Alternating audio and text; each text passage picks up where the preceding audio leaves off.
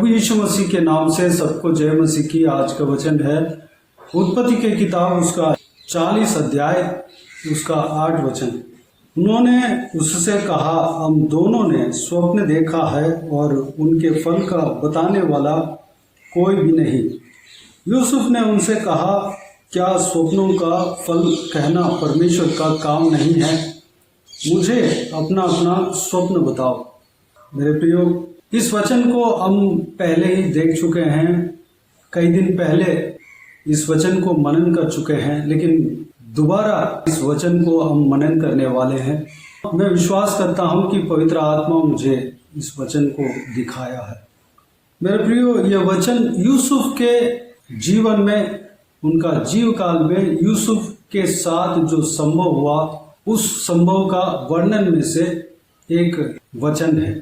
यूसुफ जो है अपने ही भाइयों के द्वारा बेचा गया, धोखा दिया गया और इस्माइलियों के हाथों में बेचा गया और एक अमीर परिवार से वह अलग किया गया और मिस्र देश में ले जाया गया और एक अंगरक्षकों के प्रधान के घर में खरीदा गया। नौकर बनकर वहाँ पर यूसुफ रहा था और जो गलती नहीं किया, उस गलती के वजह से दोष लगाया, उसके वजह से वह बंदी गृह में डाला गया। यूसुफ परमेश्वर का भय मानने वाला व्यक्ति था, परमेश्वर के आत्मा को पाया हुआ व्यक्ति था। उस बंदी गृह में जहाँ पर यूसुफ था, उसमें उस देश का राजा यानी कि मिस्र देश का राजा जो फिरौन है, उनके नौकर जो प्रधान थे, एक पिलाने हारा और एक पकाने हारा, दोनों राजा के खिलाफ अपराध किया। उसके वजह से उसी बंदी गृह में डाला गया। यूसुफ के साथ ये दोनों जो प्रधान भी रह रहे हैं, दोनों प्रधान एक ही समय में स्वप्न देखता है और उस स्वप्न का अर्थ पता नहीं चल रहा है, इसलिए उनका मुंह शोकित था, दुखित था, उदास था। उस चेहरे को यूसुफ देखा और उनसे पूछताछ करता है कि आप लोगों का मुंह उदास क्यों है, क्यों उतरा हुआ है? तो वह लोग यूसुफ से अपने बातों को शेयर करते हैं कि हमने कुछ स्वप्न देखा है, उसका अर्थ हमें पता नहीं चल रहा है, इसलिए हम उदास हैं। तो यूसुफ इस तरह कहता है कि क्या स्वप्नों का फल कहना परमेश्वर का काम नहीं है? मुझे अपना अपना स्वप्न बताओ। मेरे प्रियो, आज हम जो मनन करने वाले हैं, यूसुफ के अंदर जो दृढ़ता, कॉन्फिडेंट, दूसरों का दुख को दूर करने का एक साहस, दूसरों का तकलीफ को, उनका शोक को उनसे दूर करने का एक साहस उनके अंदर हम देख सकते हैं। यूसुफ ऐसा क्यों है?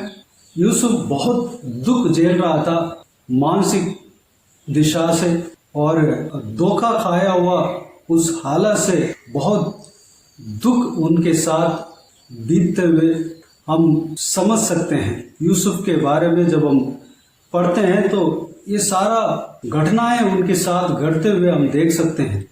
वह अपने ही भाई के द्वारा धोखा खाया हुआ व्यक्ति है और एक अमीर घर का लड़का और अपने पापा का लाडला, वह एक नौकर बनकर एक घर में बिखा गया और उस घर में नौकरी कर रहा था।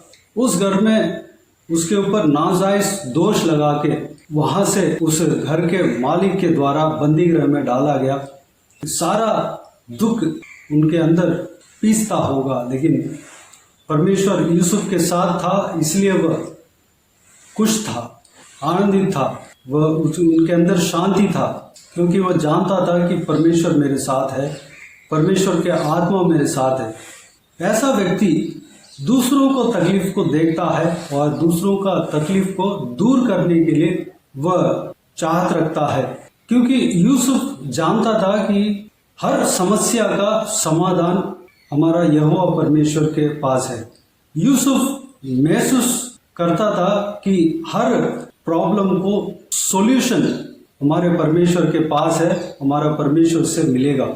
यूसुफ जरूर ये तकलीफें झेलते हुए आया, लेकिन यूसुफ को एक दर्शन था कि बहुत पहले से ही परमेश्वर उनको दर्शन देता था। यानी कि यूसुफ बीच में है और सारा सूरज चंद्रमा सारा तारागण उसको नमस्कार कर रहे हैं और दंडवत कर रहे हैं, नमस्कार कर रहे हैं।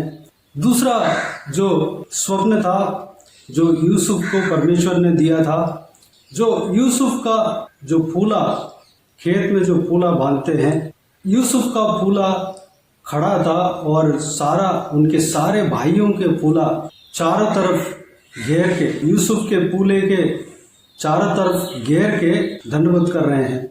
इस तरह की स्वप्न परमेश्वर के द्वारा पाता है और उसको मालूम है कि परमेश्वर उनको एक दिन बढ़ाने वाला है, आशीष देने वाला है।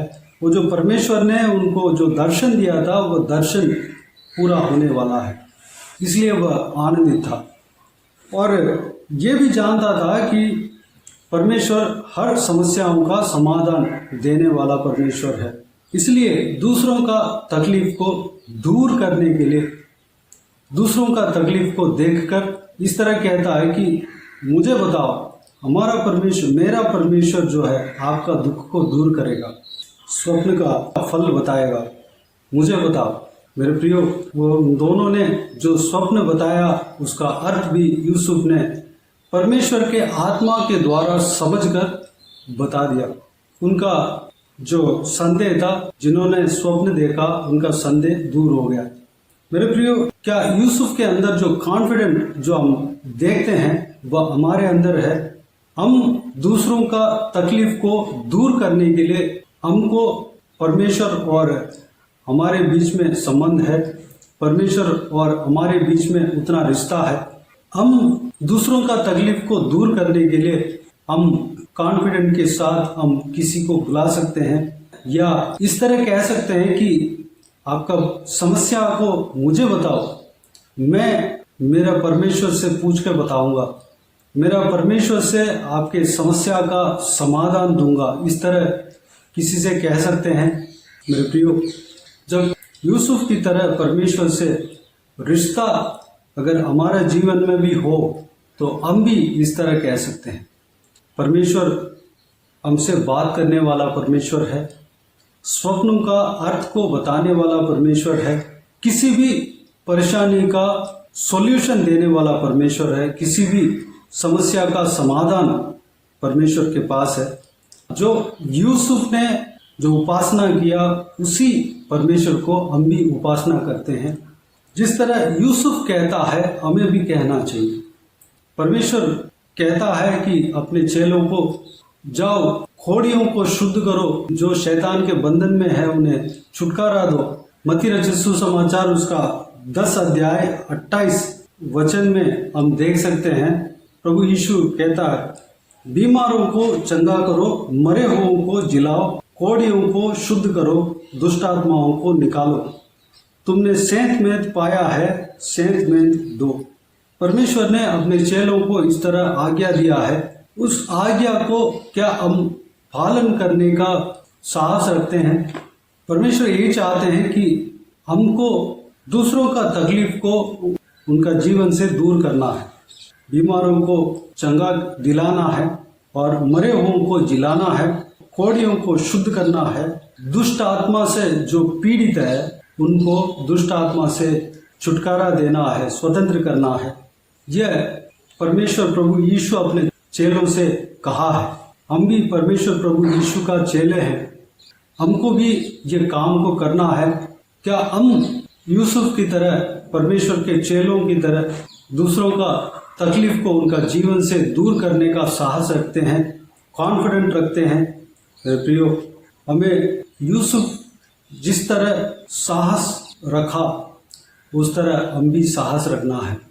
उसके लिए हमें परमेश्वर का रिश्ते में बने रहना है। परमेश्वर से जितना हम निकट जाएंगे उतना ही परमेश्वर को हम जान पाएंगे, परमेश्वरता को हम जान पाएंगे, परमेश्वर के रहस्य को हम जान पाएंगे, परमेश्वर के सामर्थ्य को हम जान पाएंगे, पा पाएंगे, देख पाएंगे। हमारे द्वारा परमेश्वर कार्य कर पाएगा। अगर हम परमेश्वर का निकट नहीं गए तो हम कैसे दूसरों का तकलीफ को उनका जीवन से दूर कर सकते हैं। हमें परमेश्वर का निकट जाना है। परमेश्वर का निकट कैसे जाते हैं? प्रार्थना में बने रहना है, परमेश्वर के रिश्ते में हमेशा बने रहना है, परमेश्वर जो कहता है उसको करना है, परमेश्वर के आत्मा जो कहता है उसको करना है, परमेश्वर से हमेशा बात करते रहना है, परमेश्वर का आराधना करना है, उपासना करना है, परमेश्वर के संगति में शामिल रहना है, परमेश्वर का वचन को जानना है, पढ़ना है, मनन करना है। हम परमेश्वर प्रभु यीशु के साथ साथ चलना है। प्रभु यीशु अपने चेलों को जो जो करने के लिए कहा है सब कुछ करना है। जब परमेश्वर का करीब जाते हैं हम परमेश्वर के सामर्थ्य को पा पाएंगे, क्योंकि पवित्र आत्मा का सामर्थ्य को, परमेश्वर के आत्मा का अभिषेक को प्रभु यीशु हमें देता है। प्रभु यीशु के पास अगर हम जाएं और प्रभु यीशु के आत्मा को हम मांगे तो प्रभु यीशु मना नहीं करेगा। प्रभु यीशु यही चाहता है कि हर व्यक्ति जो उनसे विश्वास करते हैं पवित्र आत्मा का अभिषेक पाए, सामर्थ पाए, परमेश्वर के राज्य का काम करे, दूसरों के लिए सुसमाचार सुनाए, जो चेलों को आज्ञा दिया उस काम को करे। चेलों को क्या आज्ञा दिया? जो हमने पहले ही देखा, स्वर्ग का राज्य सुसमाचार सुनाना और बीमारों को चंगा करना और मरे हुओं को जिलाना और कोढ़ियों को शुद्ध करना, दुष्ट आत्माओं को निकालना। यानी कि प्रभु यीशु जो जो अद्भुत कार्य किया वो सब कुछ अपने चेले जो कोई भी करने का अधिकार प्रभु यीशु ने दिया। प्रभु यीशु कहता है कि मैं जितना अद्भुत कार्य किया उससे ज़्यादा आप करोगे, मेरे चेले करेंगे, यानी कि उनके चेले करेंगे। मेरे प्रियो, हम परमेश्वर प्रभु यीशु के चेले हैं। हमें प्रभु यीशु जितना अद्भुत कार्य किया उससे ज़्यादा काम करने के लिए, अद्भुत काम करने के लिए अधिकार पाए हैं, आदेश पाए हैं, हुक्म पाए हैं। उस काम को हमें करना है, प्रभु यीशु का मदद से करना है, प्रभु यीशु का नाम से करना है, प्रभु यीशु का आत्मा के द्वारा करना है। मेरे प्रियो, यूसुफ की तरह हम परमेश्वर के रिश्ते में बने रहने के लिए अपने आप को परमेश्वर के हाथों में समर्पित करें। आइए हम प्रार्थना में जाएं।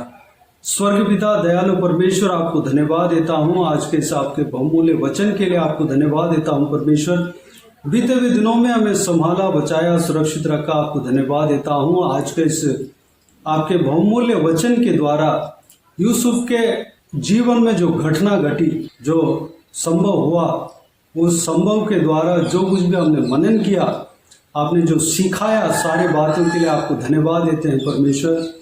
पिताजी, हम यूसुफ की तरह आपके साथ रिश्ता रखने पाए, रिश्ते में बने रहने पाए। यूसुफ हमेशा आपके साथ जुड़ा रहा, हमेशा आनंदित रहा।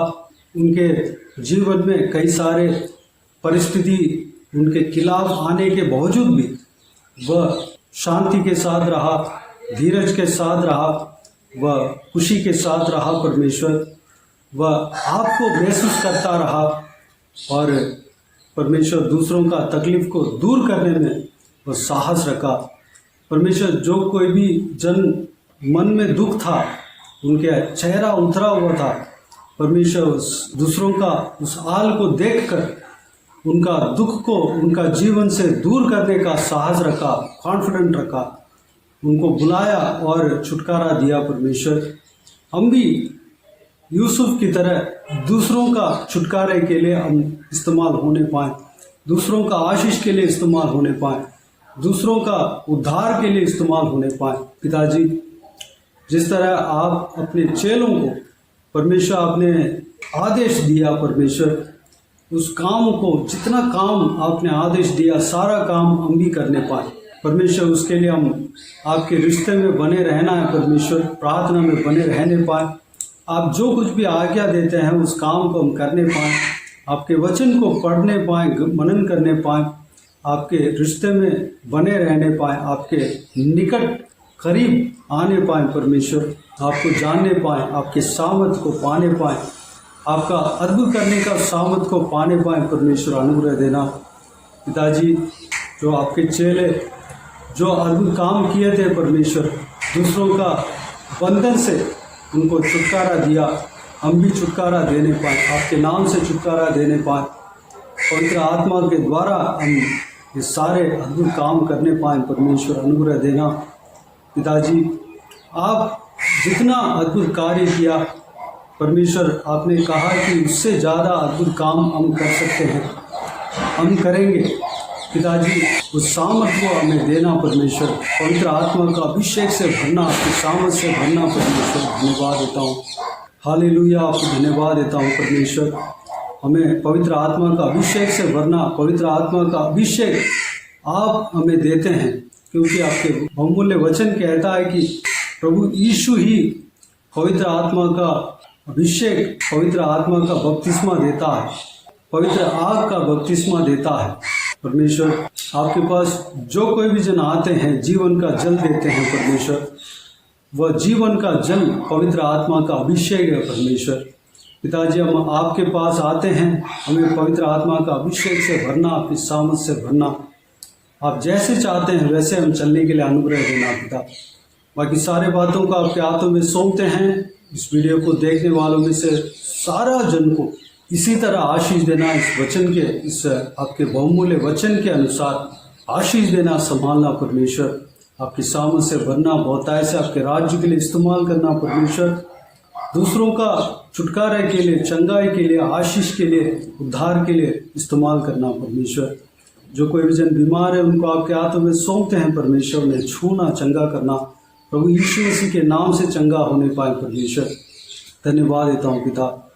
जो कोई भी जन बाहर जाते हैं, आते हैं परमेश्वर, ट्रैवल करते हैं, उन सभी के संग रहना, बच्चों के संग रहना, महिलाओं के संग रहना, सुरक्षित रखना पिता। आपके हाथ हमेशा हर एक जन के ऊपर बने रहने पाए, बुराई से बचाना, दुष्ट लोगों से बचाना, दुष्ट मनुष्य से बचाना, सुरक्षित रखना पिता। बाकी सारे बातों को आपके हाथों में सौंपते हैं। सारा आदर, महिमा, जलाल आपको मिलते रहे। सारा दुआ प्रार्थना को प्रभु यीशु मसीह के नाम से मांगते हैं, सुन और ग्रहण कर। आमीन आमीन। प्रभु यीशु मसीह के नाम से प्रभु यीशु मसीह का आशीष और अनुग्रह हम सभी के ऊपर बने रहें। आमीन आमीन।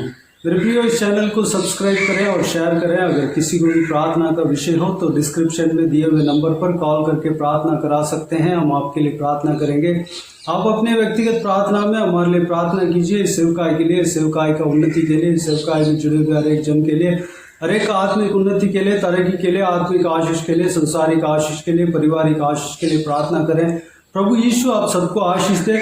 इस सेवकाई के द्वारा परमेश्वर आपके जीवन में कार्य किया हो वो भी हम बता सकते हैं, ताकि हम सब मिलकर परमेश्वर को धन्यवाद दे सके, महिमा कर सके। प्रभु यीशु आप सबको आशीष दे। आमीन आमीन।